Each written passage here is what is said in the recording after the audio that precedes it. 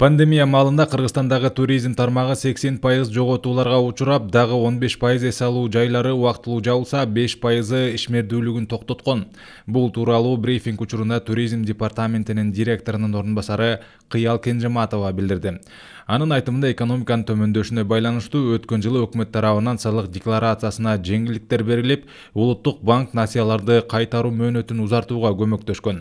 Мындан сырткары ишкердик субъекттерди каржылоо программасы иштелип чыгып, азыркыга чейин ишкерлерге көмөк көрсөтүп келет. Эске салсак, өткөн жылы пандемияга байланыштуу дүйнө жүзү боюнча аба каттамдар, темир жол, унаа кыймылына чектөө киргизилип, Кыргызстанда карантин режими 2,5 айга созулган.